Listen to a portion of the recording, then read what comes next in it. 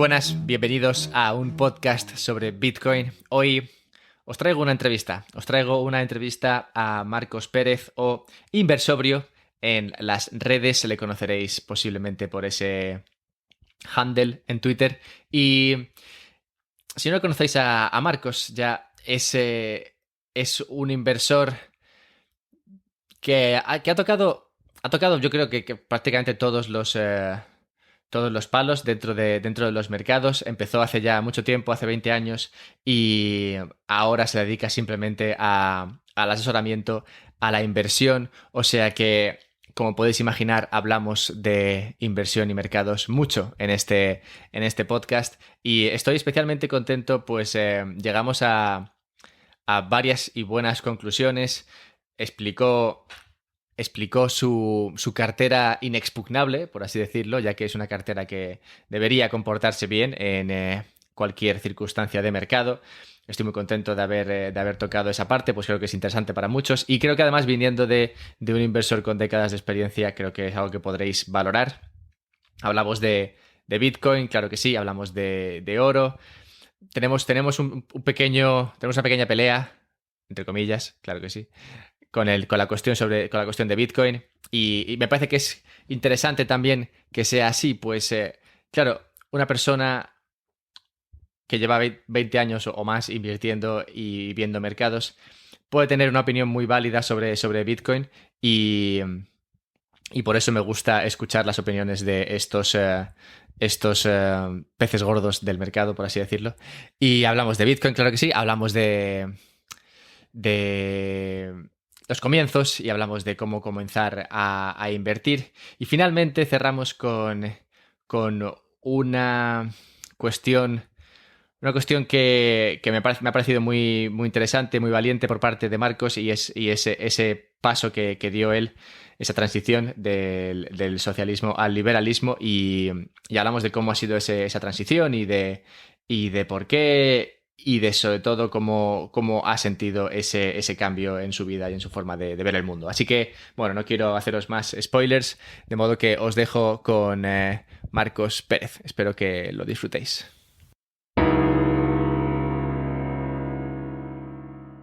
Hola Marcos, ¿qué tal? Bienvenido a un podcast sobre Bitcoin.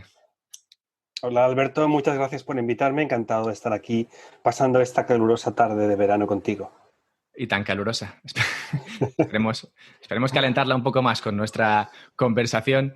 Estoy muy contento de que hayas aceptado esta invitación, pues he visto que estás últimamente muy demandado por todo el mundo. Todo el mundo quiere entrevistarte, todo el mundo quiere escuchar tu punto de vista, así que me alegro de que hayas sacado un poco de tiempo para compartirlo aquí. Un placer, gracias. Enganchando con este hecho de que tu nombre está por todas las redes y has dado ya muchas entrevistas y demás, no querría tocar temas que ya hayas tratado en algunas otras entrevistas. No obstante, sí que tengo una cuestión al respecto de tu biografía, en la cual siempre has comentado que tú empezaste en física y luego saltaste a bolsa mercados a través de un máster que hiciste allá por el año 2000 o así. Sí, así es. Y mi pregunta aquí es la siguiente. Tú explicas cómo en esa época es verdad que las matemáticas se volvieron una cuestión muy importante dentro de los mercados y entonces los bancos de inversión empezaron a demandar este tipo de perfiles como el tuyo con una base matemática. Pero quería saber que eso es lo que le interesaba a los bancos, pero ¿qué te interesó a ti para dar ese salto a la bolsa y los mercados? Muy interesante. Bueno, no hay que obviar, por un lado, el lado laboral, que había una gran demanda. Y lo que a mí me interesó de los mercados es que para mí eran un universo completamente nuevo, en el sentido de que yo venía particularmente de estudiar los satélites Encélado y Europa, su capa de hielo y su posible océano interior. Y lo que me fascinaba de los mercados era que eran un sistema nuevo, extraordinariamente complejo y que me parecía que se podía ahí, había todavía margen para investigar o descubrir algo que por otro lado en el mundo de la física teórica o de la astrofísica pues queda muy poco por descubrir. Era simplemente, pues yo pensé que podría aún quedaba mucho por descubrir en el mundo de las finanzas y eso también me atrajo a esta industria. Lo que pasa es que yo en aquella época era totalmente desconocedor de cómo funciona esto, de que esto en realidad es como un mercadillo en que hay una gente privilegiada que ofrece productos y se los endosa a otros que se llaman clientes y mayoritariamente es todo marketing y el cliente no importa nada y yo era desconocedor absoluto de todo eso. Yo lo miraba todo desde el punto de vista teórico como un sistema complejo a descubrir y a intentar comprender. En aquella época era realmente un pardillo. ¿Te ha decepcionado el mercado? Me decepcionó mucho en el sentido de que cuando empecé yo a descubrir la industria, pues lo que más me decepcionó es que todo está montado para conseguir comisiones por todos lados.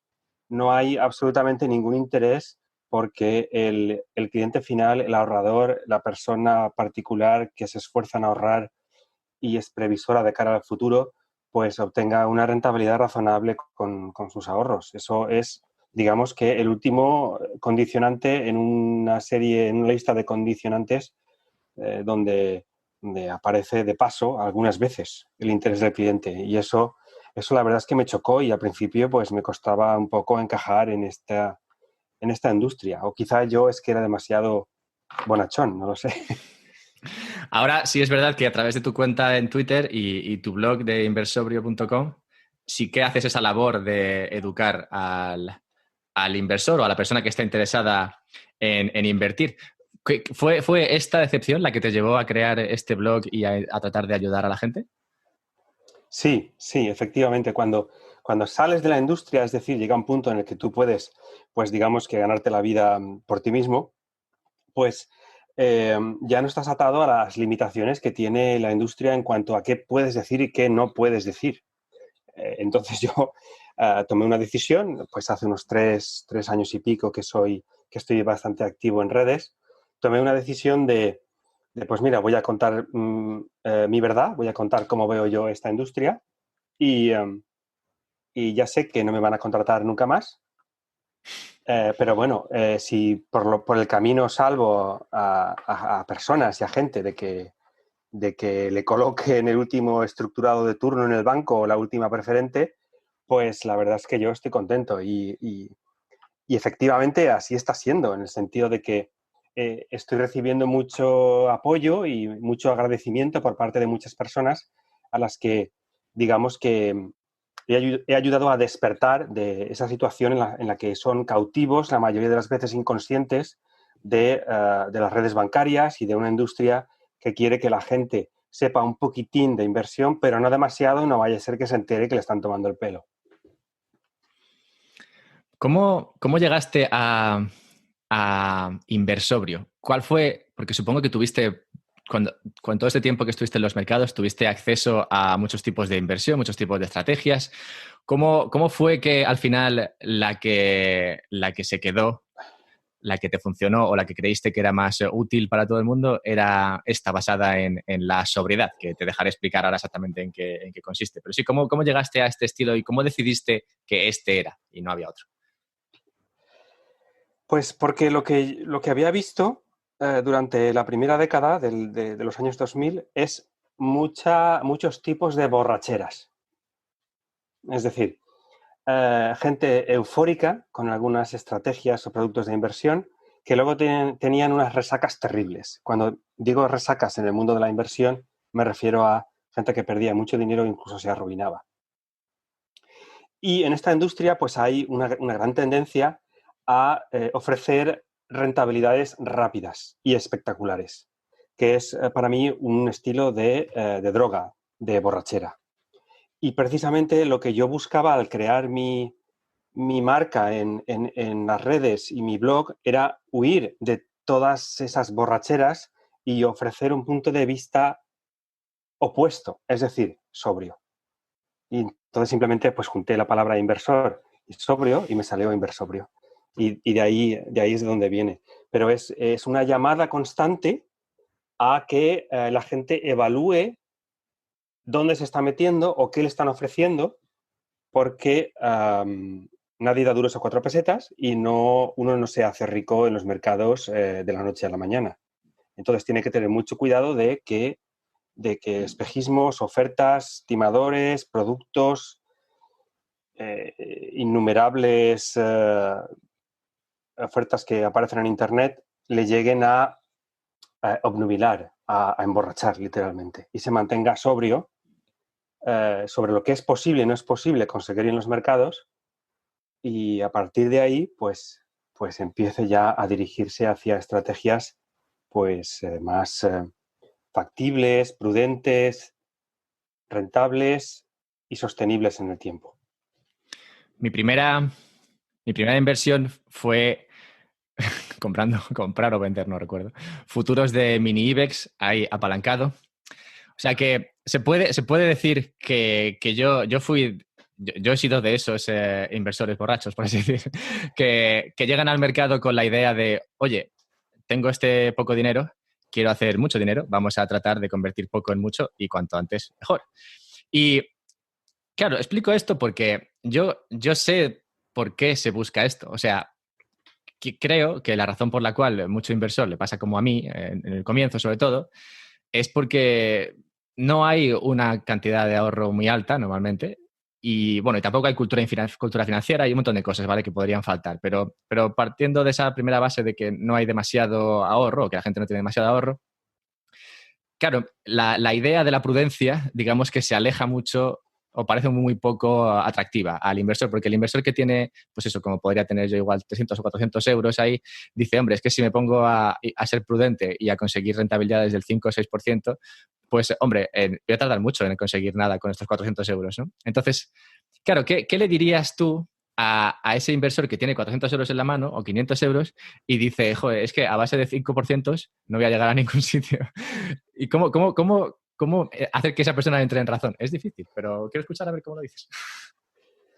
Pues mira, esta pregunta me la hacen mucho y me la hacen particularmente en un entorno muy específico, y es el de la universidad. Me suelen invitar a la Universidad Politécnica de Valencia a dar una charla de fin de curso y donde yo expongo pues todo lo que estoy contando en redes y en podcasts como el tuyo, ¿no?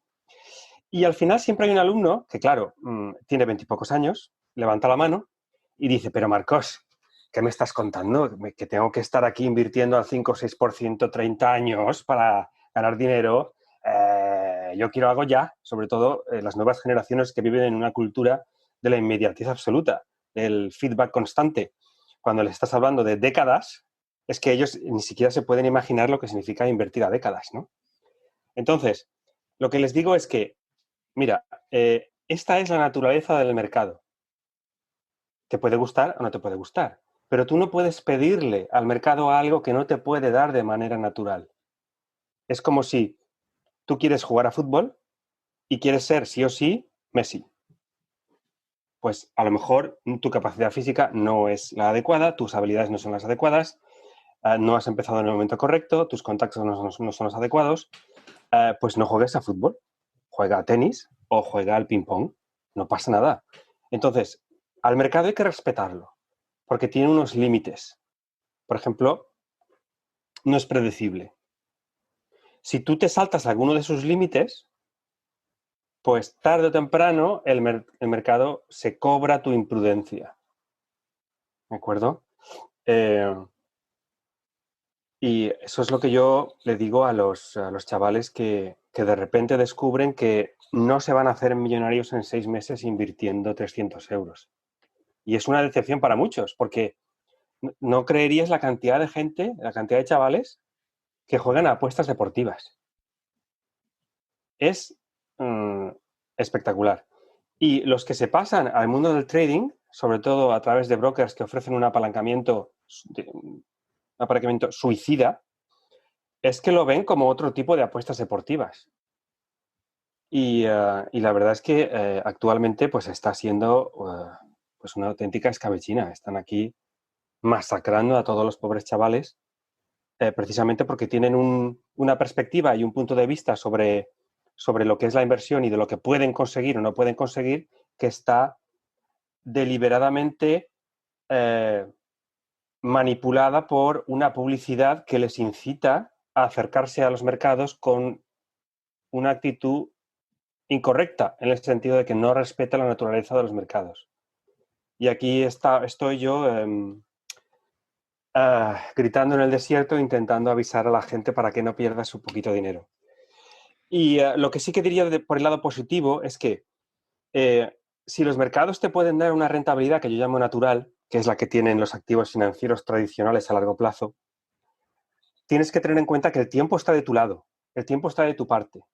Vale que es una decepción que no te puedas hacer rico en 6 meses, pero sí que podrás tener un gran patrimonio si empiezas a ahorrar pronto y ahorras bien al cabo de unas décadas. Y eso, como si quieres comentamos luego, va a ser esencial a la hora de pensar en una jubilación, porque el sistema de pensiones actual es un esquema Ponzi en el que los que están cobrando reciben de los que están pagando, y cuando la pirámide poblacional se invierte, ese esquema ya no funciona. Entonces, tienen que ser conscientes las nuevas generaciones que no van a tener jubilación. Entonces, tienen que pasar a ver la inversión en los mercados bien hecha como una salvación, como una oportunidad y como algo muy positivo. Sí, es un problema que el interés compuesto no sea algo fácilmente visible por la mente humana. Efectivamente, sí, efectivamente. Sí, sí. Si quieres podía poner algún ejemplo que uso yo en las charlas, pero no sé si quieres De hecho que sí voy a ponga. querer porque sé que te gustan mucho las metáforas y he leído bastantes, así que y sí, todas me han Sí. gustado. De hecho tengo una para el final, así que sí, cuéntame esta porque me parece bien. Pues, a ver, nosotros por nuestra evolución biológica tendemos a pensar de manera lineal.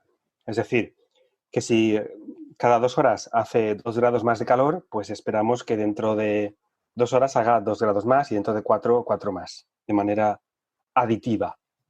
Sin embargo, hay muchos procesos que son exponenciales, y para explicar el impacto de lo exponencial y lo mal que lo entendemos intuitivamente, ¿vale? Porque intelectualmente todos podemos hacer números, ¿no?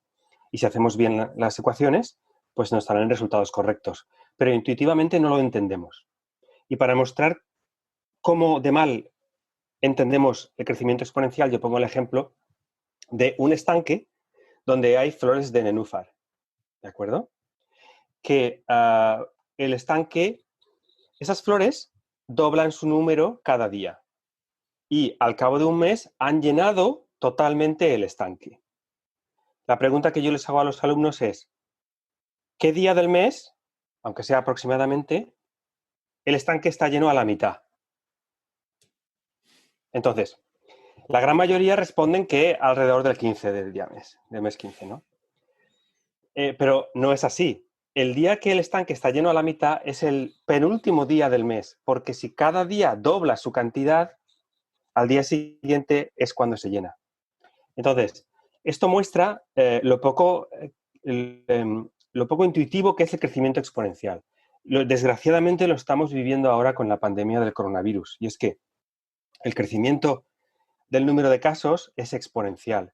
Si nosotros seguimos pensando de manera lineal, pues nos podemos encontrar con una situación como la que pasó en marzo, y es que nuestra proyección intuitiva lineal decía que esto iba a empeorar a un ritmo X, pero al tener un crecimiento exponencial de repente se te ha ido de las manos y es incontrolable, como el número de flores en el estanque de nenúfares.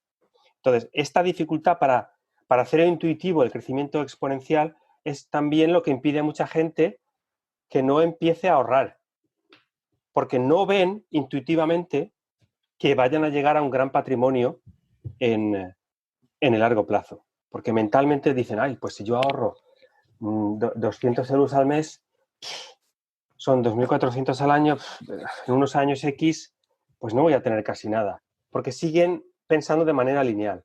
Sin embargo, si tú haces los números con un Excel, por ejemplo, pues a 2, 3 décadas, con una rentabilidad natural, pues la verdad es que consigues un patrimonio muy, muy, muy interesante, muy sólido de cara a la jubilación. Pero como el pensamiento lineal nos aleja de eso, cuesta mucho ponerse a ahorrar. Es similar lo que pasa con las dietas, en el sentido de que Cuando uno las dietas, ¿por qué nos cuesta tanto hacer una dieta? Pues porque los resultados no los vemos a corto plazo, sino que solo se ven a largo plazo. Bueno, en las dietas al cabo de unos meses, ¿vale? Entonces, tú empiezas hoy la dieta y hoy estás sufriendo ya porque te apetece comerte esto y no te lo vas a comer. Pero no tienes un feedback instantáneo, que es lo que decía antes que les pasa a los chavales de hoy en día, que necesitan un feedback constante. Como el feedback no es constante, pues cuesta mucho seguir una dieta porque pasan los días y no ves resultados. Lo mismo ocurre con el ahorro y la inversión, y es que se necesita que el tiempo trabaje a tu favor, ya que no te puedes hacer rico en unos meses porque no hay procesos que te hagan rico, que sean sostenibles en el tiempo, en los mercados, pues tienes que respetar esa naturaleza y meterte por el único ángulo que nos deja, y es el tiempo. Hacer que el tiempo trabaje a tu favor para que la función exponencial trabaje. Conseguir esa rentabilidad natural que dices y aplicarla a esos ahorros. Y según vas ahorrando más y vas consiguiendo esa rentabilidad natural, pues claro, conseguirías la cantidad si fueses capaz de ver, de observar esa proyección exponencial que tiene este tipo de inversión. Porque al final, claro, lo que haces es reinvertir cada año e ir sumando esa rentabilidad natural año a año que se va reinvirtiendo, y eso es lo que hace que la línea sea exponencial en lugar de lineal. Y enganchando con esta rentabilidad natural, ¿dónde sería? Bueno, te he escuchado en el pasado comentar que la forma más sencilla para el inversor de obtener esa rentabilidad natural es a través de la compra de fondos indexados. Pues esto es lo que hacen, es replicar el índice, y esto ahorra al inversor de a pie mucho trabajo y muchos riesgos que los deja al mercado. ¿Puedes explicar un poco si esta es tu visión y cómo funcionan estos fondos indexados y por qué crees que es lo más interesante? Sí.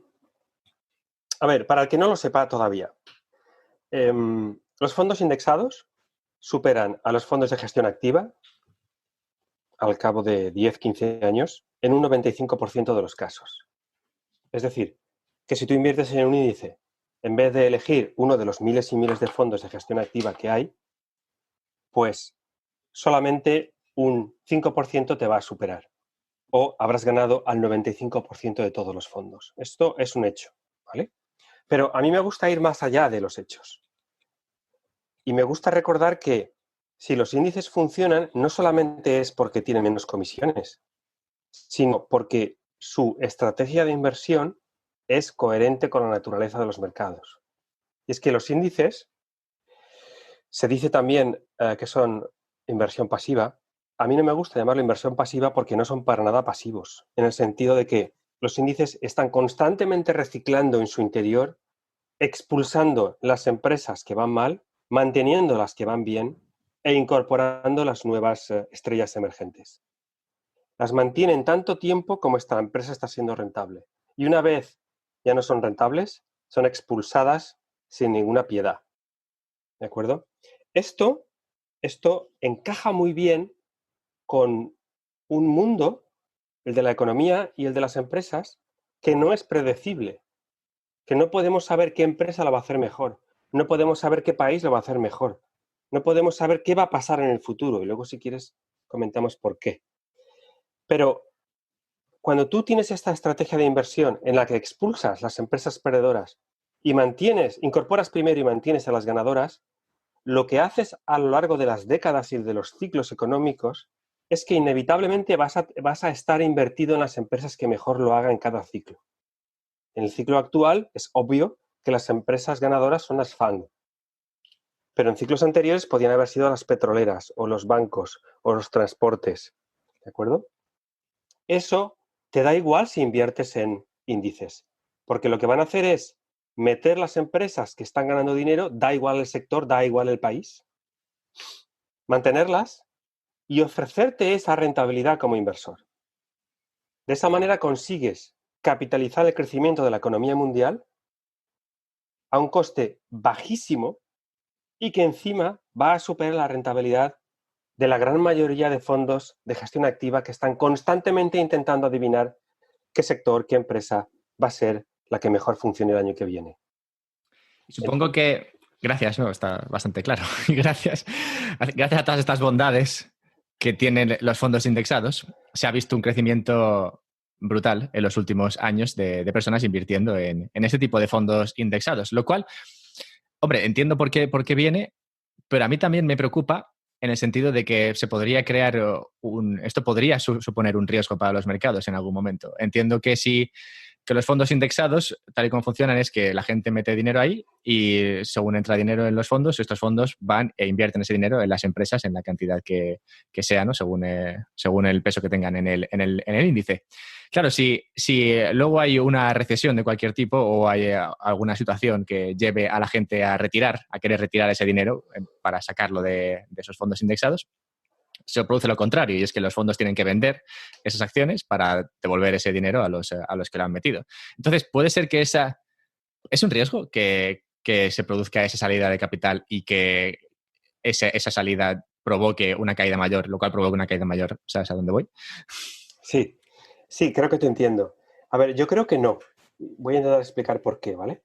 Pues verás, cuando la gente invierte en fondos indexados, am, lo suele hacer una vez. Y entonces lo que hace el índice es comprar las empresas en la proporción en la que pesan en el índice, ¿de acuerdo?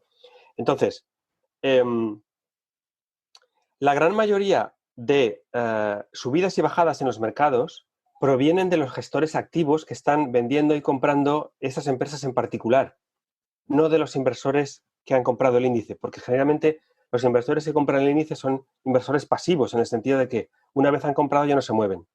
¿De acuerdo? Entonces, cuando vemos la caída que tuvimos, por ejemplo, en marzo en los índices, esa caída está principalmente motivada por inversores de fondos de gestión activa, inversores particulares que están vendiendo empresas en particular, no vendedores de índices. Hablo en gran mayoría, ¿de acuerdo? En ese sentido, yo creo que la inversión indexada es muy tranquila y no distorsiona el mercado, porque si lo llega a distorsionar demasiado, ofrece oportunidades a gestores de gestión activa para aprovecharse. De tal manera que hay Sí, un equilibrio entre una situación imposible en la que todo el mundo esté indexado, ¿de acuerdo?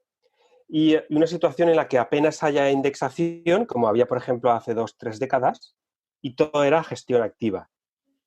¿De acuerdo? Entonces, hay como un equilibrio en el que cuanto más dinero hay invertido en fondos índices, más oportunidades explotables aparece para gestores de gestión activa eh, descubrir desequilibrios o valoraciones equivocadas que pueden aprovechar.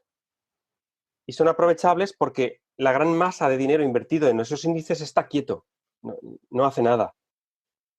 Son los gestores activos los que están comprando y vendiendo las acciones según lo que le parezca.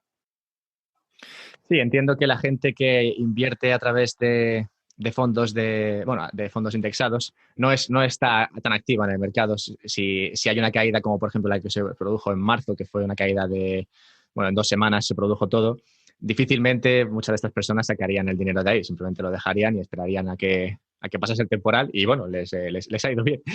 Sí, entiendo Por ahora. esa parte, por ahora, entiendo esa visión, pero claro, entonces lo que se debería producir cíclicamente es ese punto de inflexión en el cual demasiada gestión activa lleva a gestión pasiva, lo cual crece hasta un punto en el cual se produce otro punto de inflexión, lo cual lleva a... Porque claro, según se mete más dinero en esos fondos indexados, se tienen que comprar estas acciones que están en los índices y claro, al final pueden llegar a niveles, como tú dices, esa situación imposible en la cual todo el mundo está invertido en índices, claro, y al final llegaría las empresas a unas valoraciones que serían del todo Burbujeras. sí, burbujeras del todo, sí, del todo inconscientes. Y claro, eso abriría la puerta a que algún inversor activo valiente intentase, bueno, lucrarse con esta situación. Sí. Pero, claro, para que esto se produjese también debería haber, digamos, una situación económica que no beneficiase la subida de las bolsas en el sentido de control de tipos y cosas así. Quiero enganchar un Bueno, poco con quiero ese, enganchar un poco por aquí. ese es otro melón, sí. Ese es otro melón. Y quiero enganchar un poco por aquí, porque te he escuchado en otra entrevista la semana pasada con Spanish Libertarian, hablando de... Bueno, esto será hace 2 semanas cuando se publique, pero bueno, hablando justamente de esto, de mercados. Y claro, en esta situación en la cual las bolsas siguen subiendo con estos tipos controlados al tipo al que estén, que estarán al cero o al tipo al que estén. Claro, se produce una situación en la cual las empresas consiguen financiación fácilmente a través de los mercados, lo cual es la función de los mercados, conseguir que la financiación llegue fácilmente a las empresas que la necesitan. Y es una función que los mercados han hecho desde siempre, por lo cual nacieron y que es buena. Claro, pero esto se desvirtúa, o a mi modo de ver, se desvirtúa en el momento en el que tú pones los tipos al cero y entonces cualquier inversión es buena inversión, porque cualquier cosa que te vaya a dar con un mínimo de probabilidad, un 1%, ya es buena inversión. Mientras que si tú no tuvieses los tipos al cero, digamos que las inversiones competirían entre ellas y habría empresas que les costaría levantar financiación. Empresas como las típicas empresas que no son cash flow positivas o que no tienen beneficio, como podríamos hablar de, bueno, Uber, Tesla, tantas otras. Entonces, claro, en ese momento en el cual las economías se ponen al cero, haciendo que cualquier inversión sea rentable, ¿te parece que el mercado sigue cumpliendo esa función básica de conseguir que la financiación vaya a las empresas que lo necesitan? Indudablemente está muy contaminado por los bancos centrales. Eso está claro, sobre todo ahora, en las últimas décadas. Pero sí que lo que tenemos que ver es este proceso con un poco de perspectiva, en el sentido de que los bancos centrales están contaminando el proceso y viciando la financiación de unas empresas, la supervivencia de unas empresas que quizá no deberían sobrevivir, porque los ciclos económicos tienen su lado malo por el aumento del paro en la población, pero tienen su lado bueno en el sentido de que son necesarias para reciclar y eliminar aquellas empresas y modelos de negocio que no están siendo rentables, es decir, que no están ofreciendo valor a sus clientes. En ese sentido, los ciclos son necesarios, porque si no tuviéramos ciclos, no se podría limpiar la economía. Es lo que el economista Schumpeter llamaba la destrucción creativa. Es decir, es precisamente los ciclos los que permiten que aparezcan nuevos modelos de negocio, nuevas empresas que no existían en los ciclos anteriores. Y esto, haciendo un poquito de memoria con las empresas que ahora lo están petando, comparado con las empresas del ciclo pasado o las del ciclo anterior, se ve muy claramente. Claro, los bancos centrales, al estar adulterando ese proceso natural de limpieza y reciclado, están alargando la vida de manera artificial de empresas que deberían quebrar, transformarse o dejar sitio a nuevos modelos de negocio más rentables y adaptados a la nueva realidad. Y por eso yo creo que lo que están haciendo es terrible a largo plazo. Es terrible y estas cosas acaban mal. Cada vez que un banco central, un gobierno, intenta manipular el funcionamiento natural de la economía, acaba produciendo un desastre mayor que si no hubiera intervenido previamente. Y para mí, y aquí si quieres luego podemos conectar un poquitín con el Bitcoin y el oro, para mí lo que están haciendo los bancos centrales es cargar una bomba termonuclear que tarde o temprano va a reventar. Y esto es una posibilidad, que es una posibilidad lejana, porque no hay alternativa, digamos, visible o factible, pero es una posibilidad de que llegue un punto en que la fe en las monedas fiat, la que emiten los estados, respaldada por la actuación de unos bancos centrales irresponsables, suponga una crisis financiera mundial peor que la del 2008. Y contemplando ese escenario y un poquito conectando con mi manera de invertir, en la que intento cubrir todos los escenarios posibles, pues hay que buscar activos financieros que puedan revalorizarse en un escenario en el que esta manipulación de los bancos centrales pues deje de funcionar. Tú fíjate que el volumen que en esta crisis del coronavirus se ha inyectado a la economía es muchísimo más grande que el volumen que se inyectó en la anterior crisis del 2008, que a su vez fue mucho más grande que la que se inyectó en la crisis del 2001. Es decir, el paciente cada vez necesita más dosis de droga para mantenerse vivo. Llega un punto en que el paciente se te muere por mucha droga que le metas. Eso, para alguien que tiene una perspectiva de la economía austríaca como yo, va a suceder, pero no sabemos cuándo. A lo mejor el paciente se puede mantener en la UCI, una década, 2 décadas más, 3 décadas más, a base de más inyecciones de los bancos centrales. Pero llega un punto en que la realidad te alcanza, tanto si tomas drogas como si tomas inyecciones del Banco Central Europeo. Este escenario que planteas, que no es ni más ni menos que la realidad que tenemos a la vista, claro, plantea una situación en términos de cómo invertir en este mercado que es muy particular. Y has dicho que tú, pretendiendo defenderte de esta situación, de este análisis que tú haces de los mercados, pues inviertes, no sé, en lo que sea que inviertas. Y ahí te quiero preguntar, Sí. en base a este análisis, ¿tú cómo te proteges frente a esta situación provocada por la situación, por los bancos centrales?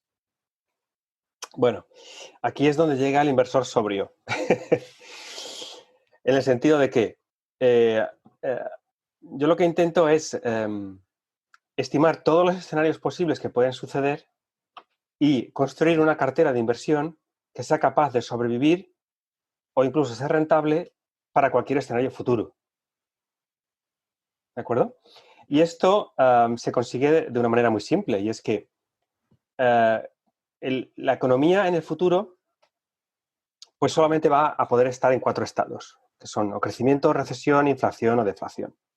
Eso forma un espacio de fases, donde la economía pues ahora está más recesiva, ahora se recupera un poquito, ahora hay un poco más de inflación o deflación y se va moviendo por ese plano de espacio de fases. Ahora bien, hacia dónde se mueva, o lo rápido que se mueva, o dónde estará en un año o 10 años, no lo sabemos. No lo sabemos.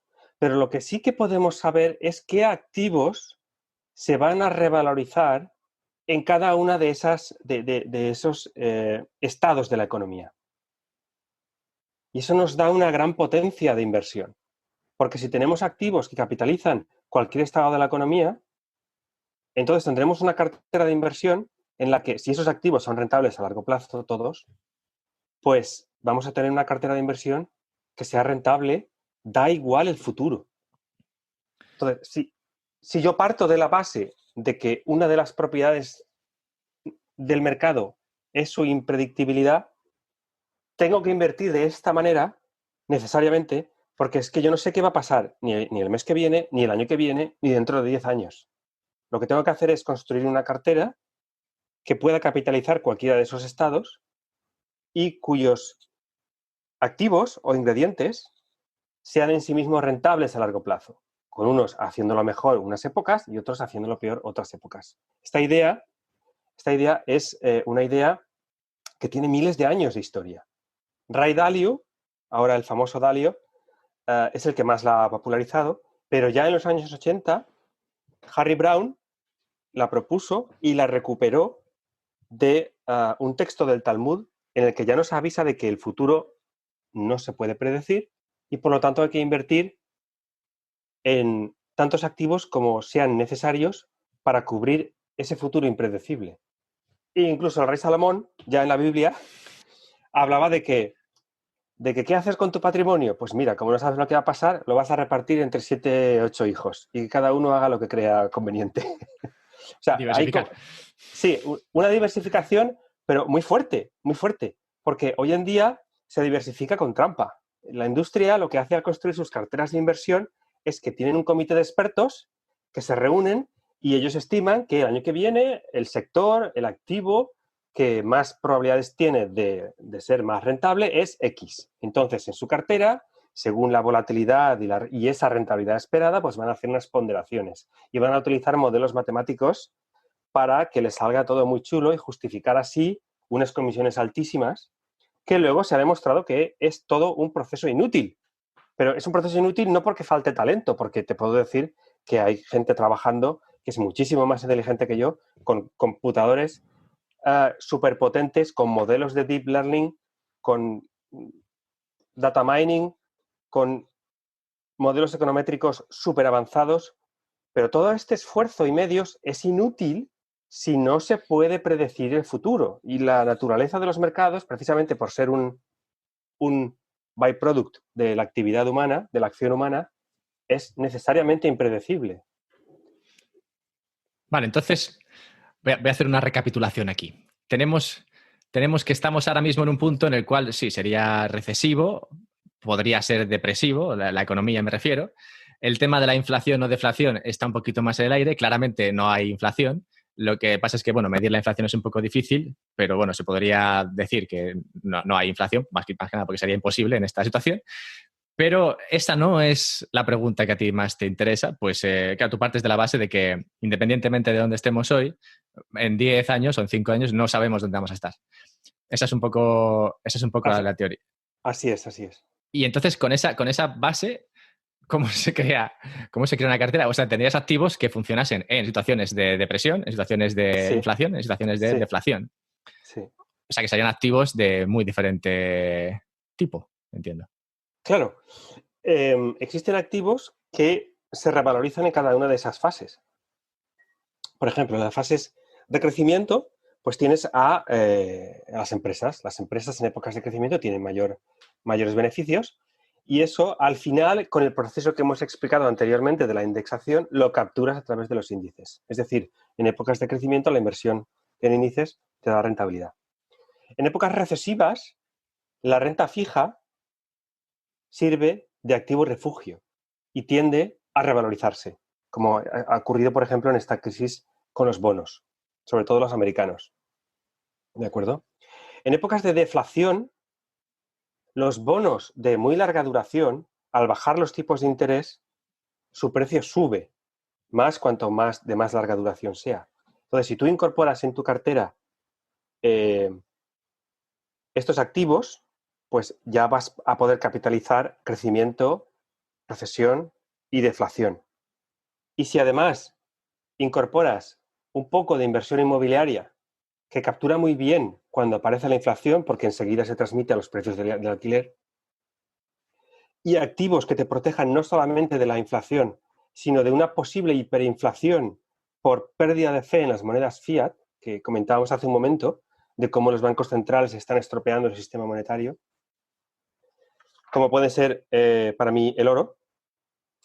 El Bitcoin no tanto, si quieres luego lo comentamos. Has visto que ya estamos entrando ahí. Ya estamos llegando al Bitcoin. Pues lo que tienes al final es una cartera en la que, claro, según la fase en la que estés, una parte de la cartera te va a producir pérdidas y otra parte te va a estar capitalizando el ciclo, el momento del ciclo. Ahora bien, estos 4 activos crecen en el largo plazo. Esto es muy importante. Porque si incluyéramos activos que en el largo plazo no crecen, pues lo que tendríamos es una cartera que en el medio plazo sería plana, porque unos se compensarían con otros. Pero es que esa compensación en la cartera en realidad se está haciendo con una media ascendente de largo plazo. ¿De Entonces acuerdo? cuentas con que, claro, a 10 años, independientemente de los escenarios por los que hayamos pasado, sea incluso el escenario más temido, que es el de si no hay crecimiento y encima hay inflación o cosas así, Sí, aún en un escenario como ese, en el transcurso de 10 años, 15, la cartera no solamente mantendría el valor, sino que aumentaría. efectivamente. Y la cuestión de los pesos, ¿cómo la gestionas? Tampoco metes nada de previsión ahí, también sería una cuestión simplemente 25, 25, 25, 25 o algo así. Claro, necesariamente tiene que ser equiponderada, es decir, el mismo peso en cada activo, porque partimos de la base de que es impredecible lo que ocurra en el medio plazo. El año que viene no sabemos si habremos entrado en una depresión tipo años 30 o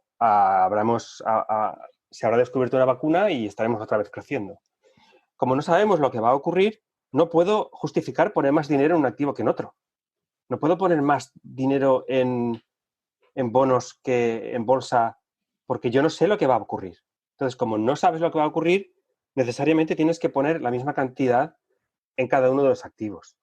Y aquí es donde choca con el marco conceptual de la industria actual, que utiliza unos modelos que necesitan alimentarse de rentabilidades esperadas y volatilidades esperadas, también correlaciones, algunos, para poder construir sus pesos. Y esa es la razón por la que cuando se ha hecho un estudio comparativo entre estas carteras sofisticadas y unas carteras equiponderadas, a largo plazo gana siempre la cartera equiponderada. ¿Pero por qué? Porque el futuro es impredecible. Y es lo que la industria no es capaz de aceptar, porque si lo aceptara, no tendría justificación para cobrar las comisiones que cobra. ¿Y cada cuánto tiempo ajustarías esos pesos? Porque, claro, imagínate que hay inflación brutal no sé, entre los años 5 y 10 y el oro se te va por las nubes. ¿Cada cuánto irías ajustando esa cartera para que los pesos se mantuvieran equiponderados? Bueno, hay que tener en cuenta cuánto nos va a costar hacer el rebalanceo en términos de coste del broker, ¿de acuerdo? Pero si el coste del broker es muy bajo o casi nulo, pues lo ideal es hacer un rebalanceo mensual, bimensual o trimestral para volver otra vez a los pesos ideales. Porque aquí hay un efecto muy interesante y es que cuando tienes activos que están descorrelacionados y tienen mucha volatilidad, por ejemplo, no sé, oro y bolsa, pues el hecho de rebalancear, es decir, de vender el que ha subido mucho y recomprar el que ha bajado mucho, tiene un efecto que multiplica el efecto de crecimiento exponencial, valga la redundancia. Es un tema matemático, pero que es muy bonito de ver. Tengo que escribir un artículo al respecto porque mucha gente no lo valora lo suficiente. Pues cuando lo escribas, házmelo saber y Sí, lo pondré también en la descripción de este podcast. Pues sí, eso que dices de esa parte del rebalanceo es muy importante y además hay muchos estudios que lo han analizado con diferentes activos y además a diferentes periodos. En plan, ¿qué pasa si lo rebalanceo sí, mensualmente, si lo rebalanceo semanalmente, incluso diariamente? efectivamente, sí, sí, sí. Y todos esos estudios siempre, bueno, en función del activo difieren, pero todos muestran, digamos, un periodo, digamos, más propicio para hacer esto que otros. O sea que sí, eso que dices es totalmente cierto y además se puede incluso optimizar para el periodo adecuado. Espero que os esté gustando la entrevista y espero que la estéis amando tanto que digáis, oye, este es el momento de ayudar a este podcast, ayudar a Alberto a seguir haciendo estos capítulos, a seguir explicando lo que es Bitcoin y a seguir trayendo a estas personas tan interesantes al podcast y compartir su conocimiento con nosotros. Y estáis de suerte, pues sí, hay una forma de ayudar. Está el enlace en la descripción. Es el enlace a Patreon, patreon.com/un podcast sobre Bitcoin y ahí podéis donar dinero. ¿Cuánto dinero? Bueno, pues en realidad tampoco pido tanto. O sea que es básicamente el coste de una cerveza grande, una jarra, una de esas jarras enormes. Sí, una de esas jarras enormes al mes es lo que pido. Hay otro plan que es más caro, pero ese sí que es acceso a mercado, a, digamos, sí, a otro tipo de análisis de mercado. Pero sí, por 5 euros al mes puedes ayudarme mucho y no solamente ayudarme a mí, sino que también puedes ayudar a aquellos que no pueden ayudar. Pues claro, si tú estás en una situación en la cual puedes donar 5 euros, a mí me viene genial porque yo lo necesito para llevar a cabo este podcast y a otra persona que también le puede gustar mucho el contenido y no tiene dinero o no tiene la capacidad de donar, le estás ayudando a que pueda disfrutar del contenido sin tener que pagar gracias a tu donación. O sea que es un sistema que funciona para mí muy bien ya que da acceso a todas las personas al mejor contenido que puedo crear y a mí me permite la libertad de crear y hablar aquí de lo que quiera, que si tuviese que depender de un jefe, entre comillas, probablemente no podría elegir los temas que a mí me apetecieran. Así que muchas gracias. Está el enlace, como digo, en la descripción. Esa donación es muy, muy bien recibida. Así que muchas gracias. Os dejo con Marcos. Seguimos con esto. Bueno, pues muy, muy interesante. Bien, entonces tenemos que como no se puede predecir el futuro, cosa que creo que coincidimos todos, porque si aquí hay algún adivino, pues nada, felicidades. Pero como creo que coincidimos todos en que no se puede predecir el futuro, esa cartera está preparada para todo, llueva, nieve o deje de hacer cualquier tipo de precipitación. Y entonces centrémonos un momento en el tema del oro. ¿Por qué te gusta el oro y por qué no te gusta Bitcoin? Vale. A ver, em, vamos a empezar por las cosas que nos unen, ¿de acuerdo?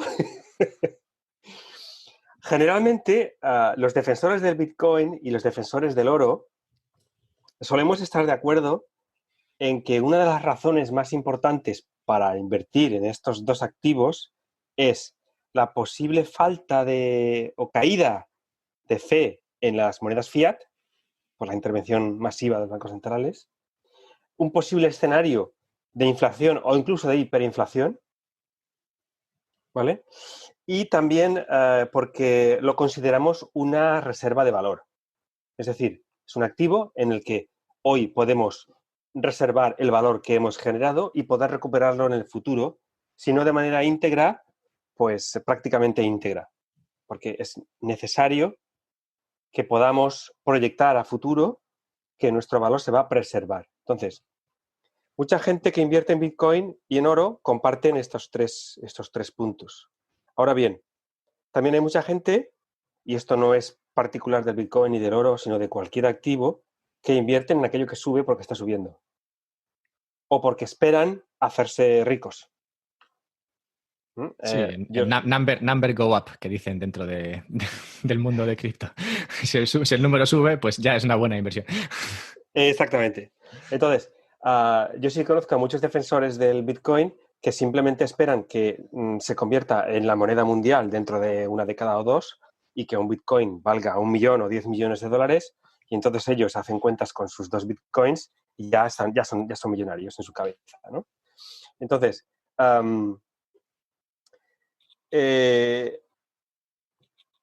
estoy de acuerdo que el oro cumple esas funciones, pero el Bitcoin no estoy muy seguro de ello, por algunas razones, ¿de acuerdo? La primera es que el oro está aquí desde hace milenios, 3.000, 5.000 años, según la civilización que lo mires, ¿no? Y ha demostrado a lo largo de siglos y siglos, civilizaciones, distintas culturas, que preserva ese valor.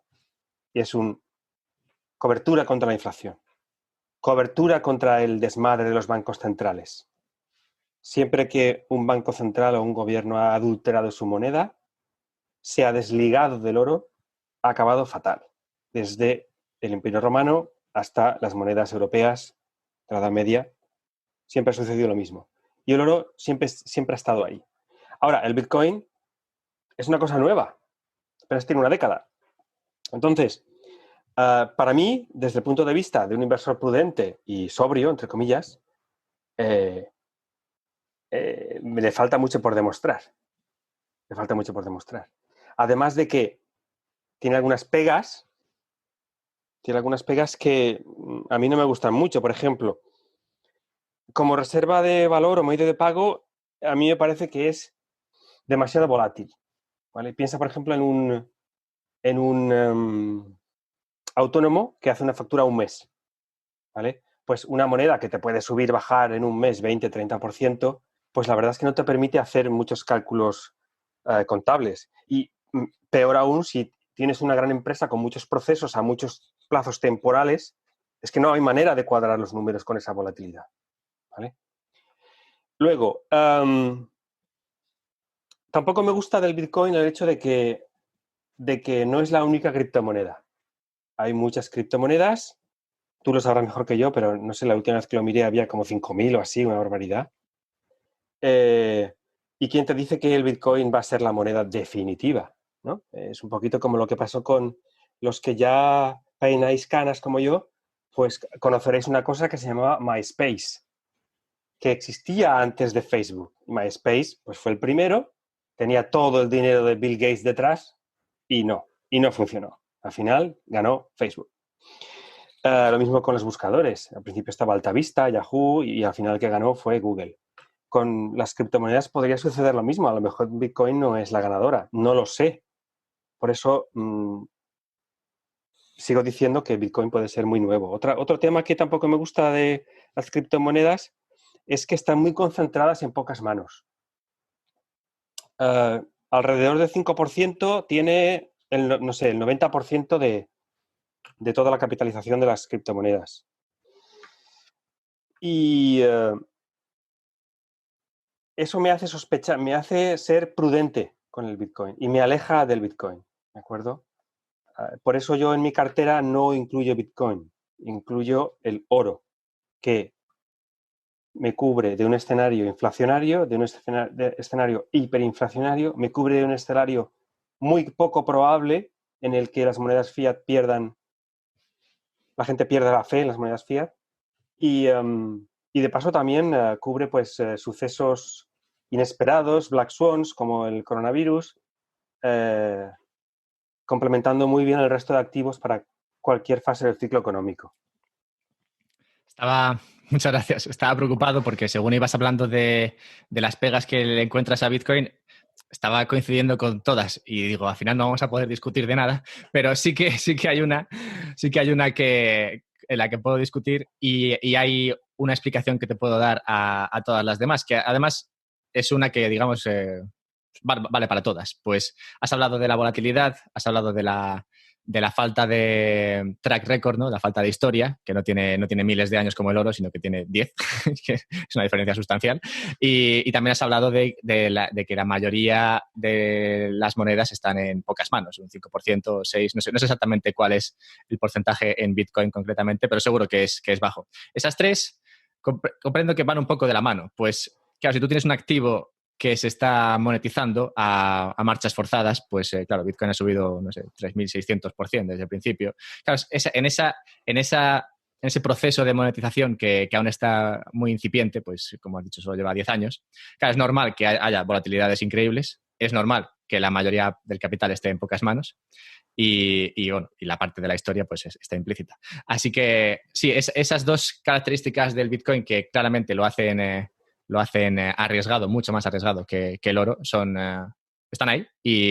Hombre, mi explicación o mi forma de verlo es esta, en el sentido de que, claro, como es un activo muy joven, todo esto, si de verdad se va a convertir en algo parecido al oro en cuanto a los atributos que tiene que pasar por estas fases de volatilidad increíble y de concentración en unas pocas manos que luego, según va subiendo el valor del activo, van vendiendo y se va, digamos, dispersando. En favor de Bitcoin, en contra del oro, tendría el hecho de que al menos Bitcoin no es confiscable, mientras que el oro, si tienes un ejército muy grande, siempre podrías quedarte con todo y eso es una pega que tiene, que puede que esté muy diversificado hoy día, pero cualquier día podría dejar de estarlo. Pero quiero discutir solamente una de las cuestiones, de las pegas que has dicho, y es la de que hay varias criptomonedas, por varias, sí, son como 3.000 o algo así. Y sí, esto es cierto. Lo único que diría aquí es que Bitcoin solamente hay una. Y lo interesante de Bitcoin concretamente es que no se puede crear otra vez. O si se puede, sería en un mundo en el cual todo el mundo se hubiese olvidado de que Bitcoin ha existido en algún momento. Es la cuestión interesante de Bitcoin. Pues claro, Bitcoin nació y creció en sus inicios de forma muy orgánica. Y ese crecimiento orgánico, alejado de redes sociales, alejado de los medios, alejado de cualquier tipo de interés por parte de nadie, es necesario para que la red fuese cogiendo fuerza. Si tú al principio, que es lo que ha pasado con todas las demás, si tú al principio lo hubieses creado, Bitcoin, lo hubieses creado cuando ya estuviese la cosa puesta de moda, cualquiera se habría interesado por ello, cualquiera podría haber atacado la red, cualquiera podría haberse cargado esta red. Pues al principio hay muy poca energía, muy poco trabajo detrás de la red y si mucha gente fuese consciente de ello, pues podría haber atacado y con muy poco dinero podría haberse cargado la blockchain. Y en el momento en el que te cargas la blockchain se pierde la confianza y bueno, pues a otra cosa, mariposa. Pero claro, Bitcoin nació como nació, con una base, con una red de personas, con unos correos y claro, ese crecimiento orgánico no se puede repetir. Todas las demás no han nacido así, han nacido con una campaña de marketing y han nacido con con una cantidad de tokens que ya son parte, digamos, del consejo de administración, que luego los reparte, o puede hacer una IPO, que sería pues eso, una ICO, o cualquier nombre que le pongas, pero bueno, básicamente sería una concentración de tokens que luego se distribuyen a la gente. Y hay muchas formas de distribuirlo, hay otras tokens que lo han hecho esto de forma que no se quedan con nada, o sea que todo es público. Hay muchas formas de hacerlo, pero es imposible hacerlo como se hizo Bitcoin. Pues en el momento en el que tú lo haces una vez, ya sabes. O sea, con Bitcoin se creó todo, entonces ya no puedes recrear ese sistema. No puedes crear un sistema que orgánicamente crezca hasta tener este peso, hasta tener 200.000 millones de valor. Pues en ese lapso de tiempo, cuando vale todavía 5 o 10 millones, te lo puedes cargar. Y costaría muy poco dinero. Costaría igual 2 millones para llevarte 10. Entonces saldría rentable.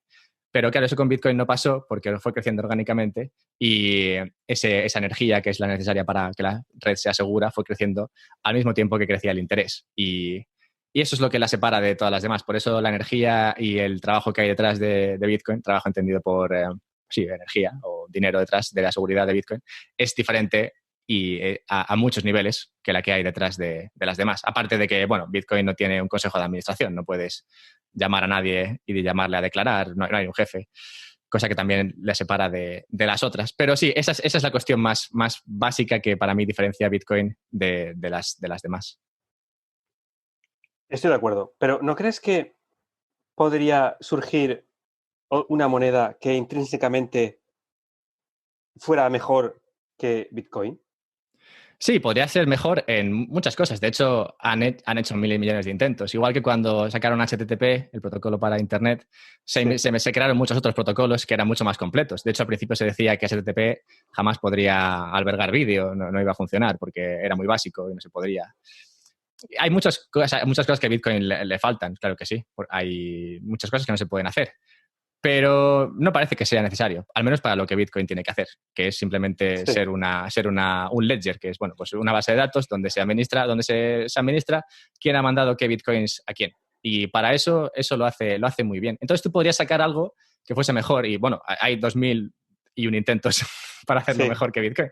Pero el problema es ese, es conseguir crear algo que vaya creciendo en valor, pero de forma tal que no sea atacable, digamos que no llame la atención de nadie para que nadie lo ataque, y que cuando ya sea muy valioso, también sea muy seguro.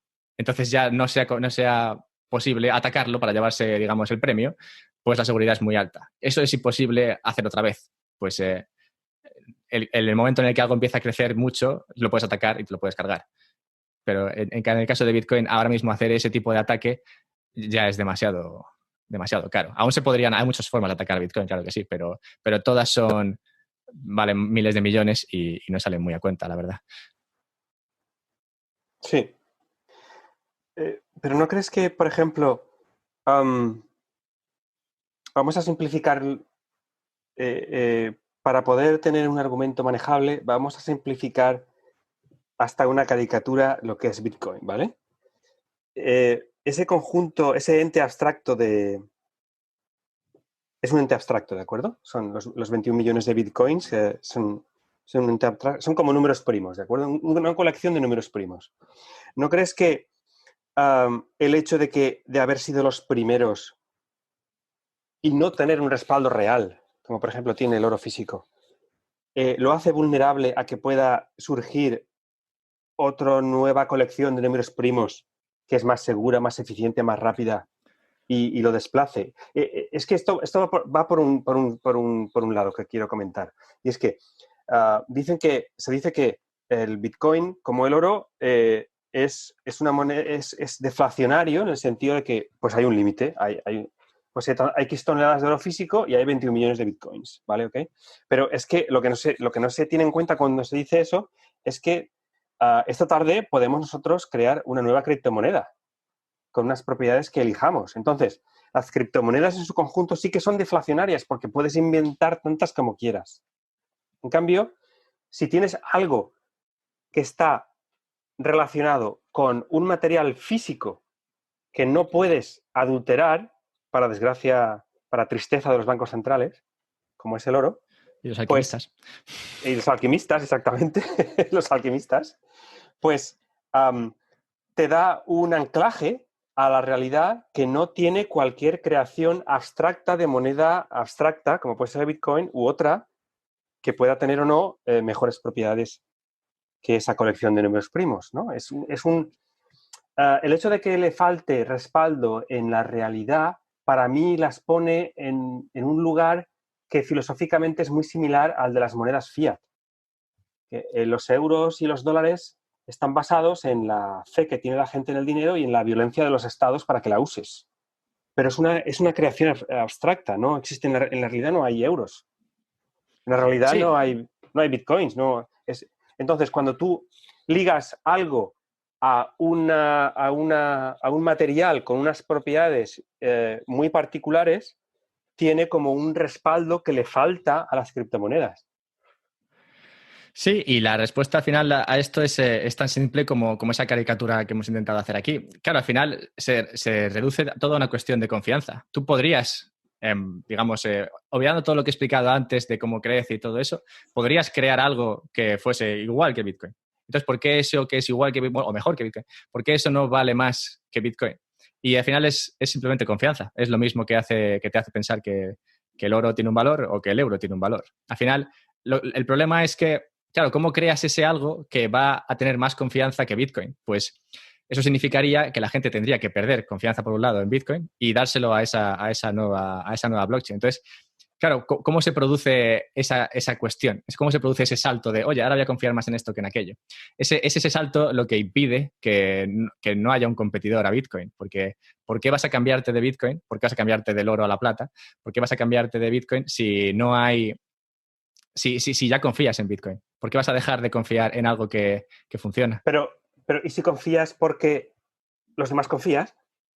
Sí, Es igual que decir, con el euro. Cuando yo te pago en euros, sí, tú sí, los sí, coges sí, porque tú crees que sí, valen. Si sí, sí, supieses que es un exactamente. papel, dirías, bueno, dame algo que...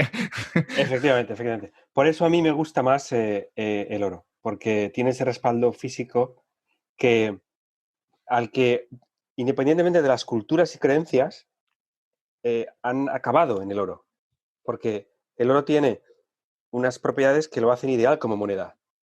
En cambio, podemos estar creando criptodivisas que para mí son como una moneda descentralizada, que es muy positivo, ¿eh? Ojo, no estoy...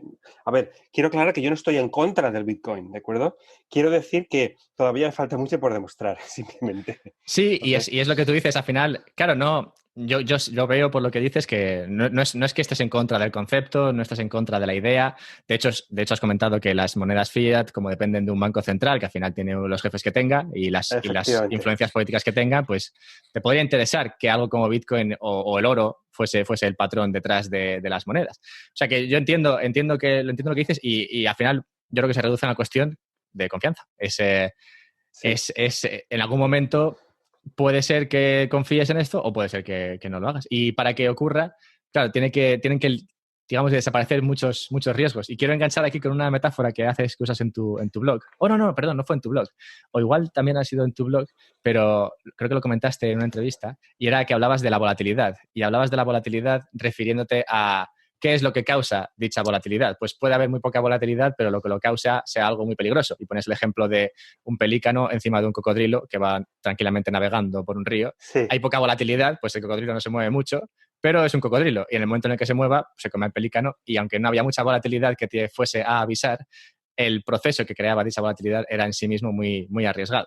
exactamente. Luego, en contrapuntos, hablabas de una manada, bueno, sí, no sé cómo se llama esto, un grupo de gatitos, no sé cómo se les llama a los grupos de gatitos, no sé si No, tiene algún gentilicio. de cachorros de perro, sí. Cachorros de perro, cachorros de Sí, sí.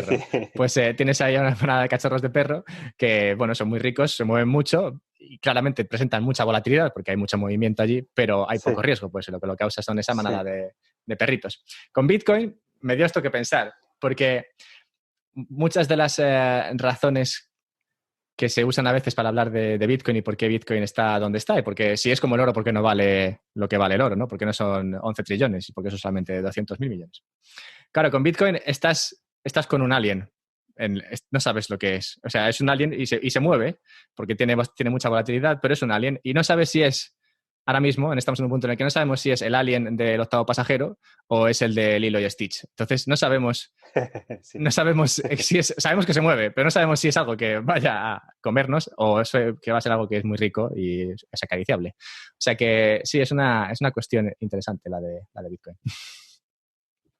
Espero no haberme cargado tu ejemplo, pero sí me... No, no, mi ejemplo me gusta. Sí, sí, exactamente es así. Lo que tiene que preguntarse, uno, es por el proceso que genera esa volatilidad y evaluar ese proceso de manera independiente y de manera, pues, racional y tranquilamente.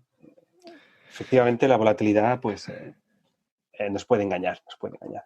Hay que arañar en el proceso que genera esa volatilidad y a saber si ese proceso nos gusta, estamos cómodos, lo queremos para nosotros, sí o no y tal. Para ir cerrando, te quería preguntar ya que hemos completado el tema inversión y la verdad es que estoy muy contento de todas tus respuestas. Incluso lo de Bitcoin parece que lo hemos salvado bastante bien. Seguimos amigos. Seguimos Sí. amigos. Seguimos amigos. Podemos vernos. Quería hacerte dos preguntas. Una que creo que es más sencilla y otra que igual no lo es tanto. Se habla mucho y tú que eres un inversor que vienes de, bueno, no sé si llamarlo la escuela de valor, podría ser, o No, no tanto, ¿no? yo No soy, tanto. no, mi background es cuantitativo, Vale. analista cuantitativo. Sí. Yo descubrí la escuela Value más tarde. Pero bueno, sí que eres consciente de ella y creo que por tu Twitter y tal veo los círculos en los que te mueves y creo que estás muy al tanto de la moda que hay recientemente con lo de la independencia financiera. Y antes de esta moda de la independencia financiera, que bueno, ahora puedes si quieres explicar lo que tú entiendes por ello, yo viví otra moda que fue la de los ingresos pasivos, la de crearse un negocio online que te genere ingresos pasivos.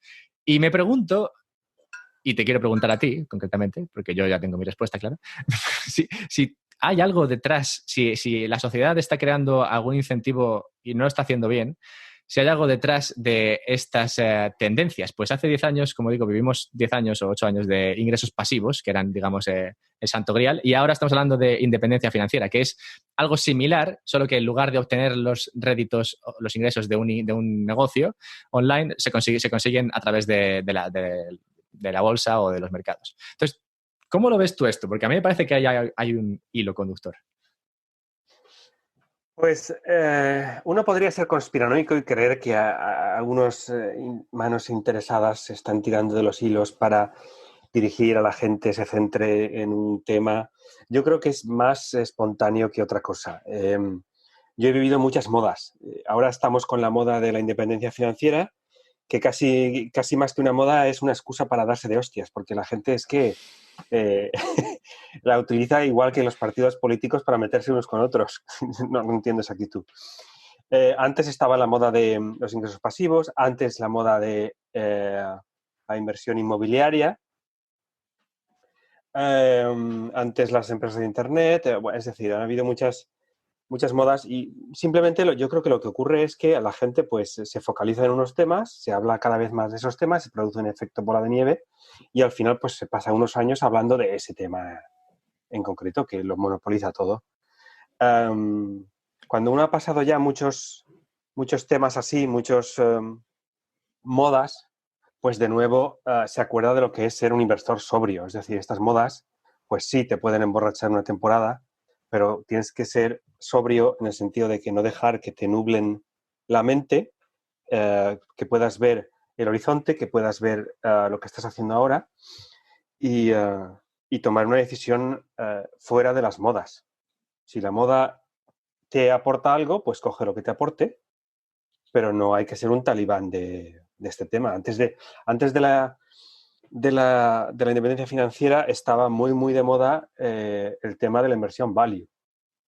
Y aparecieron un montón de fondos value, todo el mundo era value. Como la inversión value no ha ido muy bien estos últimos años, pues ahora ya no está tan de moda. Pero la inversión value tiene cosas buenas.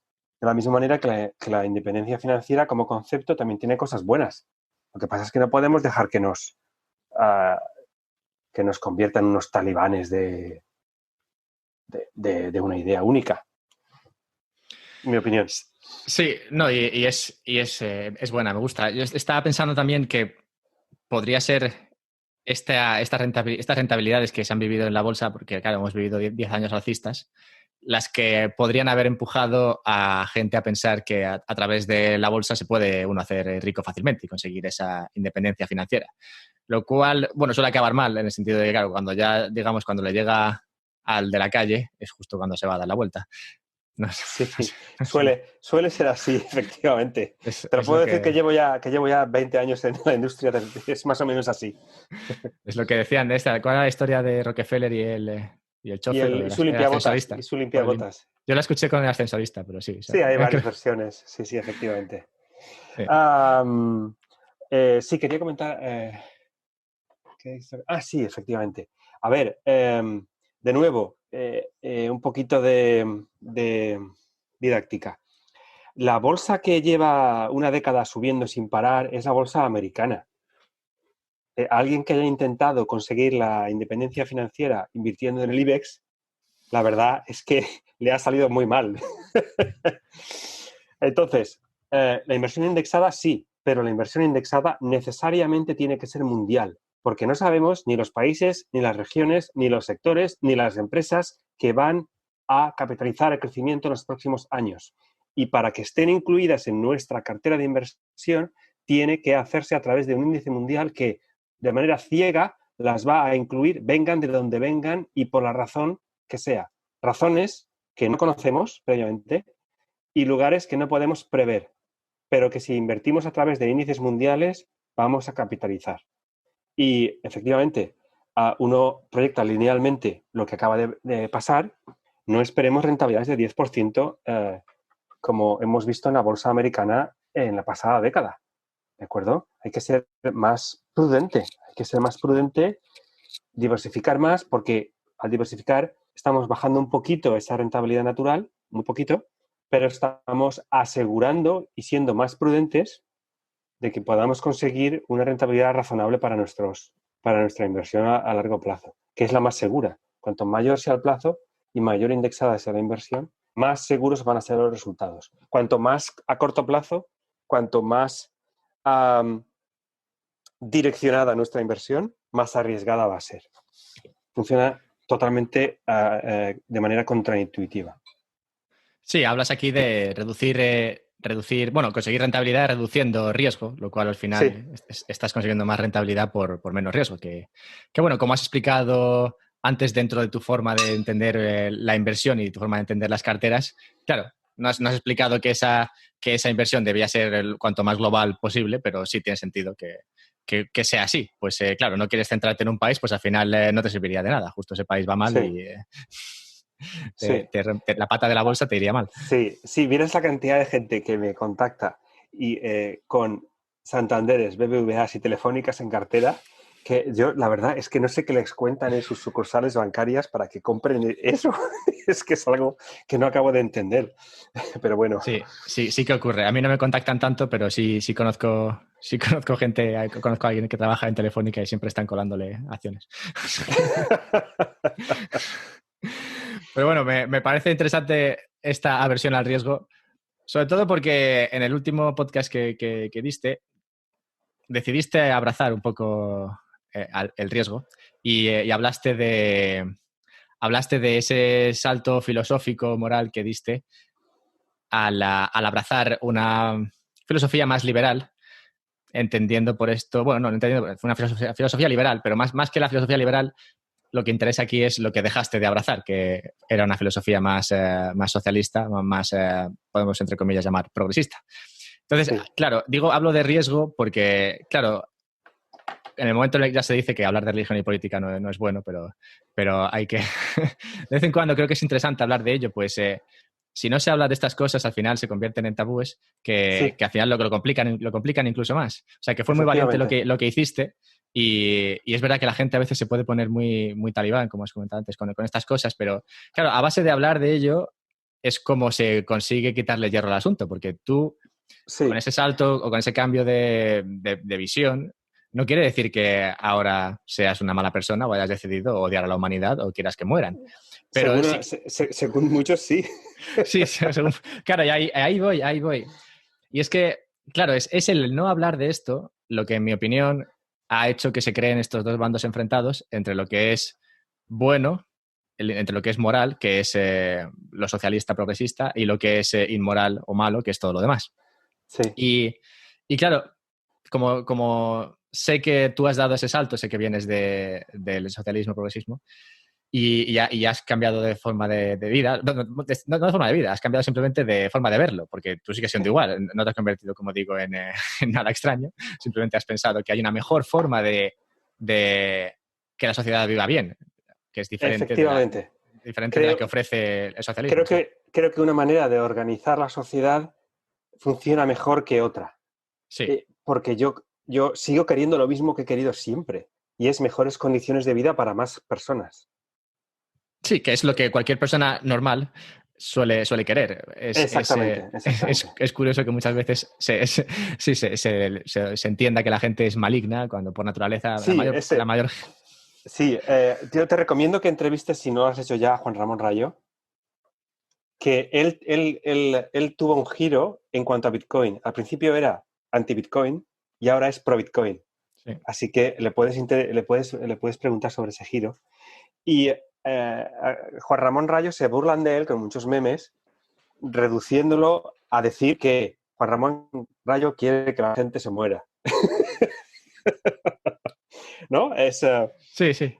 Es el absurdo de creer que de haber entendido que cierta manera de organizar la sociedad es más efectiva para que esta sociedad esté mejor a medio y largo plazo y precisamente por estar en contra de unas medidas que a primera vista, inmediatamente en la superficie, lo que muestran es una buena intención, pues creer que tú lo que buscas es el mal, es hacer daño, es que nada funcione, cuando en realidad todos buscamos lo mismo, todos buscamos lo mismo. Y es una guerra que me da mucha pena porque no se puede hablar de manera racional en esto, y lo entiendo, ¿no? Porque según los estudios que se han hecho, cuando alguien ataca nuestra forma de entender el mundo, el cerebro lo interpreta como un ataque físico, es decir, como si te dieran un puñetazo en la cara.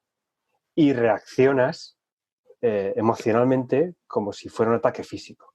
Y el primero que ocurre cuando tú estás reaccionando físicamente con las mismas hormonas que intervienen en una pelea real es que tu intelecto deja de funcionar. Ya no funciona. Y entonces ya todo el mundo se está insultando constantemente. Ya dejamos de hablar. Y es una pena porque así no, pues no hay diálogo y no se puede hablar y no. Sí, lo cual no quiere decir que no siga siendo una conversación entre dos personas inteligentes. Simplemente quiere decir que en ese contexto la gente deja de actuar con inteligencia, Deja de pensar, sí, deja de pensar. efectivamente. Sí. Y, claro, esta es una cuestión muy, muy difícil sobre la que está intentando pensar porque es triste el hecho de que no se pueda hablar de ello. Y creo que los tiros vienen un poco por el tema de que la batalla moral ya haya sido vencida y ganada y conquistada por el progresismo y la izquierda y el socialismo. Entonces, todo lo que no sea esa forma de estructurar la sociedad parece que es malo, porque sería inmoral. Porque, claro, si Sí, la moral está en un lado, no puede estar en el otro. Entonces, efectivamente. claro, no sé si te has parado a pensar tú en esto o si tienes alguna idea sobre cómo se podría ganar esa batalla moral sin poder pelear esa pelea. Es difícil. Pues no tengo solución, no tengo solución. Yo, desde luego, por las primeras batallas que tuve en Twitter hace años, tomé como política no entrar nunca a discutir sobre política en Twitter. Pero sí que lo hago en el mundo real, con amigos y con conocidos. Y lo que he encontrado que es más eficaz es no enfrentarse directamente al argumento o idea propuesta, sino aportar un argumento o mini argumento ligeramente lateral que induzca a la duda. yo creo que inducir la duda es mucho más efectivo que intentar argumentar, porque no sirve de nada intentar argumentar. Pero inducir a la duda sí que funciona muy bien. Y eso se consigue mostrando las contradicciones, mostrando una alternativa divertida, y no siempre es fácil, sobre todo para mí, porque es que yo creo que mi cerebro, al haber tenido esta epifanía tan tarde en mi vida, pues digamos que físicamente se ha quedado amoldado a la ideología progre. Entonces, me cuesta mucho, me cuesta incluso a mí mismo razonar conmigo mismo, porque aún tengo tendencias que me dirigen hacia soluciones progres que sé empírica y razonablemente que no funcionan, pero sigo teniendo esa tendencia. Entonces, yo no soy más indicado para entrar en esas batallas y lo dejo para gente que ha despertado mucho antes que yo. Es como Neo en Matrix. Pasada cierta edad, ya no es bueno despertar a la gente porque es que no se adaptan. Sí, pero es bueno lo que has dicho. Creo que es, bueno, es la única solución, me parece que es posible. Pues, claro, es lo que te has dicho. No puedes argumentar en contra del argumento que se ofrece, pues eso induciría a la batalla, aunque sea mental, lo cual provoca esa respuesta de fight or flight, ¿no? Y se acabó la discusión. Entonces, como eso Sí, no funciona, en lugar de ir de frente, lo que tú abres es otra vía, a pensar en otra cosa o a verlo de otra manera, sin querer vencer nada, porque es estúpido pretenderlo. Pero bueno, para que al menos la persona se vaya a casa pensando, pues igual hay otra cosa. Y exacto. sí, no es inmediato, pero sí parece que es la única vía. Aún así, es verdad que A mí, intentar hablar un de ellos, bueno, ejemplo sí. Un ejemplo que puse el otro día, estoy ahora mismo de vacaciones y estoy viendo a antiguos amigos, ¿no? Y la mayoría siguen siendo súper progres. Y el típico argumento que sale en algún momento de la conversación es, ¿pero qué dices? ¿Cómo no va a haber gobierno? ¿Quién haría las carreteras si no hubiera gobierno? Entonces, a mí me gusta poner un ejemplo real de durante la época de la Guerra Fría, muchos desertores de la República Democrática Alemana que se pasaban a Alemania acababan en Estados Unidos, ¿no?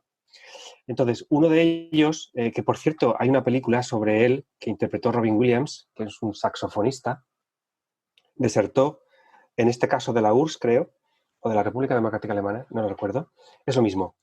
Y él, la primera vez que entró en un supermercado como los que tenemos ahora, Mercadona, Carrefour, y vio estanterías llenas de comida a rebosar y todo el mundo cogiendo comida y poniéndola en el carrito y otros reponiendo la comida, no podía creer lo que estaba viendo. Y se lo comentaba a la persona que le estaba un poco introduciendo a la vida en Occidente y le decía, pero ¿cómo es posible que esto suceda si el gobierno no está ocupándose de ello? En su cabeza, él no podía entender que el mercado libre pudiese producir comida para todo el mundo. Era algo inconcebible. Entonces, hoy en día creemos que hay ciertas cosas que si no está el gobierno para dárnosla, pues es imposible que sucedan. Y simplemente comento eso. Entonces ya la gente se queda pensando y se va a su casa. Pues a lo mejor, quizá, si esto, tal, no sé qué, podría ser.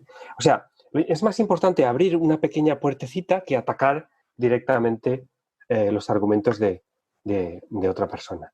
Al menos creo que es más eficaz. ¿Recuerdas qué fue fue algo en particular lo que te hizo cambiar de acera, entre comillas? ¿O fue, o fue, o fue un proceso? Fue un proceso muy largo. Habían cosas que no encajaban, ¿no? Además, no fue una cosa única en el sentido de ideología, sino también en el sentido de mi manera de entender la economía.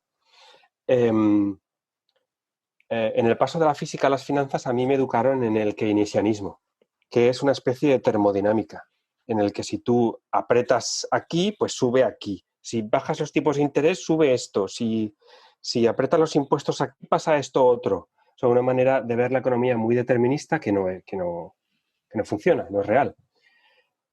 Y poco a poco pues te vas dando cuenta. Dices, esto no funciona. Y empiezas a leer gente que es crítica con esas ideas y esa gente a su vez comenta otras críticas de otras ideas que no te habías parado a pensar y vas poco a poco atando cabos hasta que al final te das cuenta de que vivías en un paradigma totalmente equivocado y no solamente que es que sea equivocado, es que acaba haciendo mucho daño a las personas. Acaba haciendo mucho daño y por eso creo que tenemos el deber moral de defender la libertad y la verdad. Porque es que si dejamos que esta batalla cultural la gane las ideas socialistas, nos va a hacer mucho daño y van a haber muchas más personas sufriendo. Entonces, no podemos, no sé quién decía aquello que el más cobarde no es el que, no recuerdo ahora mismo la inacción, quedarse sin hacer nada es lo que produce que al final los desastres ocurran. Entonces, tenemos el deber moral de defender las ideas de la libertad y ahí estamos, poco a poco, pero ahí estamos. Otros lo hacen mucho mejor, evidentemente, pero ellos se llevan los palos también. Y todo granito suma. Pues Marcos, muchísimas gracias. No te quiero robar ya más tiempo y además es que esto último te ha quedado tan precioso que francamente no quiero estropearlo Oh. con nada más. Todavía me cuesta hablar de esto, ¿eh? Es que como acabo de salir del armario, como aquel que dice. Es una conversación difícil, es delicado, es un tema Sí, delicado, sí, pero sí. bueno, te noto muy suelto, te noto muy cómodo en tu nueva piel. ¿Y hay algún, así para cerrar, hay algún recurso o algo que te guste leer, algún sitio o libro que quieras recomendar a alguien que se esté interesando por estas ideas? Sí, mira, hay un libro muy fácil de leer que se llama La economía en una lección, ¿ok? De Hazlitt. No lo Si conozco. pones en Google La economía en una lección, te aparece. Es muy fácil de leer y ya te empieza con esas dudas de decirte a ti mismo, ostras, pues es que el mundo no funciona como yo pensaba. Y luego, si quiere profundizar más, el de economía básica de Thomas Sowell, que no es que sea básica en el sentido de que es para parvularios, sino que hace verdaderamente un estudio muy profundo y justificado de lo que funciona y no funciona en la economía y por qué. Y me parece que es una obra que tendría que ser de lectura obligada para todo el mundo. Y luego nada, que vean los vídeos de Rayo y de Spanish Libertarian, las entrevistas y que vayan tirando del hilo. Que vayan tirando del hilo y ya está. ¿Es en ese libro de Thomas Sowell en el que se mete a hablar de las ayudas? Sí, hay un capítulo de las ayudas, Ah, ese es efectivamente. un libro muy valiente, un libro muy valiente. Sí, sí, sí. No vamos a meternos a hablar Sí, de porque ya la... nos cierran el canal. No vamos a meternos a hablar del valor o no de las ayudas o de si ayudan más que perjudican, Sí, porque ya sería demasiado. Esa batalla la dejamos para otro día. Pero, sí. pero sí, ese libro está muy bien. Pues nada, muchas gracias, lo dicho, Marcos, por todo y espero que nos veamos en otra. Igualmente, muchas gracias, Alberto, y ha sido un placer charlar aquí contigo en esta tarde calurosa de verano. Que al final ha acabado siendo incluso más caliente. Sí. Nada, un Gracias. placer. Chao. Espero que os haya gustado la entrevista. A mí esta me ha gustado mucho. Creo que llevo ya 6 7 entrevistas y supongo que es porque voy cogiéndole el tranquillo. Esta ha sido de mis favoritas. Me ha gustado mucho todo lo que hemos tocado, aunque, bueno, he de decir que el 90% del mérito aquí corresponde al invitado, que es el que ha compartido el conocimiento que me ha parecido interesante. Así que gracias otra vez a Marcos, espero que os haya gustado. Y ya sabéis, si queréis contenido de este nivel, me ayuda mucho el que me donéis dinero. A través del Patreon lo podéis hacer, es muy fácil. Patreon.com/un podcast sobre Bitcoin. Está el enlace en la descripción y a través del mismo podéis comenzar a donar a este podcast. Hacerlo por los que no pueden donar, hacerlo por mí, hacerlo por vosotros. No sé, hacedlo por Bitcoin, hacedlo por lo que veáis, pero hacedlo. Muchas gracias. Y si tenéis cualquier duda, comentario, recomendación, ya sabéis, podéis encontrarme en Twitter, @alberto_mera Y recordad que si no podéis donar lo que sea, sí que se puede ayudar a este podcast simplemente compartiendo los capítulos, compartiendo en Twitter, compartiendo, no sé, en las comidas familiares, compartiendo ahora de vacaciones, ahora que conocéis, ahora que os relacionaréis con personas de otros lugares. Es un gran momento para comentarles lo mucho que habéis aprendido sobre Bitcoin gracias a este podcast. Así que muchas gracias y hablamos pronto.